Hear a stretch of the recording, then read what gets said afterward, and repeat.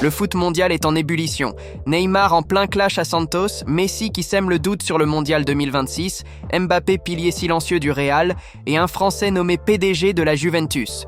Reste bien jusqu'à la fin, parce que tu vas tout savoir sur les coulisses les plus chaudes du jour dans le monde du football. De retour au Brésil, Neymar vit un cauchemar. Son comportement agace dirigeant et coéquipier de Santos. Entre blessures à répétition et performances décevantes, la star brésilienne, censée sauver le club de la relégation, s'attire les critiques. 3 petits buts en 15 matchs et une attitude jugée arrogante. Le maintien de Santos est en danger et la tension monte dans le vestiaire. Damien Comolli, nouveau PDG de la Juventus Coup de Tonnerre à Turin. Le Français Damien Comolli est promu président-directeur général de la Juventus, 5 mois seulement après son arrivée.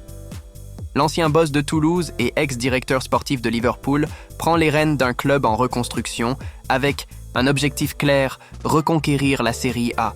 Il devra surtout calmer la tempête après le licenciement d'Igor Tudor et l'arrivée de Luciano Spalletti. République démocratique du Congo, une prime d'$1 million par joueur. C'est la folie à Kinshasa. Le président Félix Tshisekedi aurait promis une prime d'$1 million à chaque joueur si la RDC atteint les barrages intercontinentaux du Mondial 2026. Pas besoin même de se qualifier. L'équipe devra battre le Cameroun et ensuite Gabon ou Nigeria.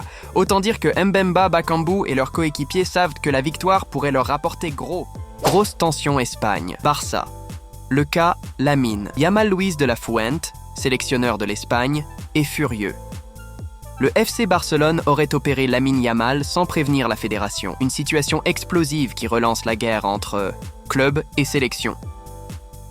Le jeune prodige de 18 ans, blessé au pubis, est forfait pour les derniers matchs de qualification au mondial. Le Barça assure pourtant avoir tout communiqué. Le malaise est total.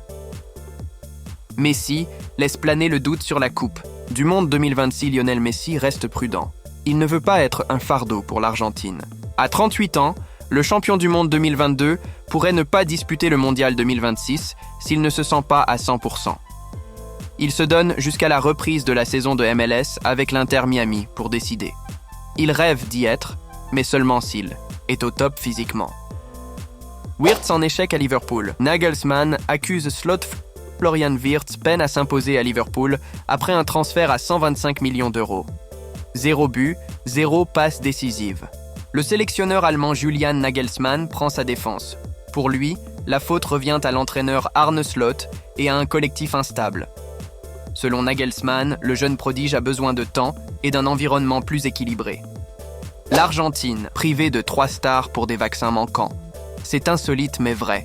Julian Alvarez, Nahuel Molina et Giuliano Simeone ne pourront pas voyager en Angola pour un match amical, faute de vaccins à jour contre la fièvre jaune. Une bourde administrative côté Atlético Madrid. L'Argentine touchera quand même 12 millions d'euros pour ce match, organisé à l'occasion du 50e anniversaire de l'indépendance de l'Angola. Mbappé, le soutien silencieux de Xabi. Alonso, alors que le Real Madrid traverse une mini-crise, Mbappé s'impose comme le meilleur allié de son coach, Xabi Alonso. Avec 18 buts en 16 matchs, le Français est le pilier de l'équipe et le symbole de la réussite tactique du Basque. Pendant que Vinicius et Valverde contestent, Mbappé reste concentré et exemplaire. Sa loyauté pourrait bien sauver le poste de son entraîneur. Nico Paz, la pépite qui dit non au grand club à seulement 20 ans, Nico Paz brille à Côme sous les ordres de Cesc Fabregas. Déjà convoité par Chelsea, Tottenham, l'Inter et même le Real Madrid, il a refusé tous les transferts pour terminer la saison en Italie. Une maturité impressionnante pour celui que Messi a déjà adoubé comme futur crack de l'Albi-Céleste. Le football mondial ne dort jamais. Entre tensions, coups de théâtre et déclarations fortes, cette journée nous prouve encore que le foot, c'est bien plus qu'un jeu. Dites-moi en commentaire quelle actu vous a le plus choqué. Neymar, Messi ou Mbappé? Et si vous aimez ce format, abonnez-vous, likez la vidéo et on se retrouve demain pour un nouveau résumé complet de l'actu foot mondial.